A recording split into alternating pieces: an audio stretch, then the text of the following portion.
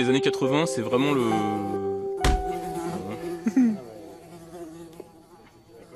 Ah, le cinéma des années 80. Alors c'est vrai que les années 80, c'est...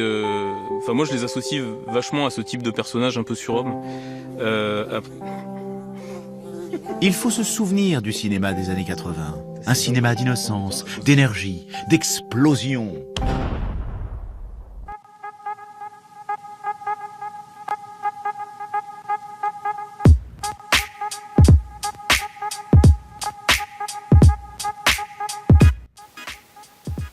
Le cinéma est l'art du spectacle qui a pour but d'exposer au public un film. Le cinéma est né à la fin du XIXe siècle. À cette époque, de nombreux chercheurs ont essayé, sur base de la photographie, de mettre les images en mouvement afin de créer de la vie et ainsi arriver à un film. Le cinéma ne cesse d'évoluer à travers les années.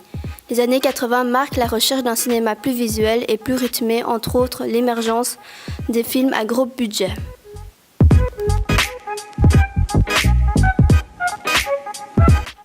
Lors des années 80-90, plusieurs grands événements ont marqué l'histoire.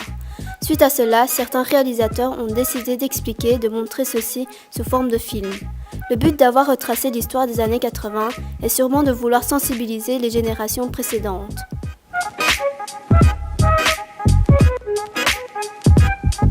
Lors des années 80, il y a une certaine prise de conscience de l'apparition du sida en tant que problème de santé à l'échelle mondiale.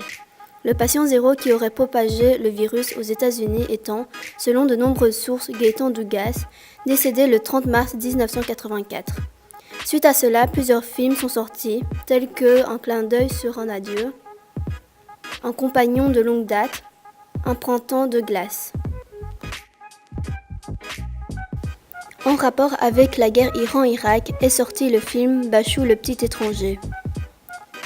Suite à la catastrophe de Tchernobyl est sorti Tchernobyl, le dernier avertissement.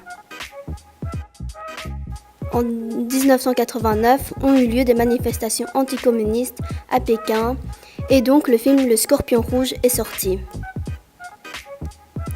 Suite à la chute du mur de Berlin est apparu Les années du mur.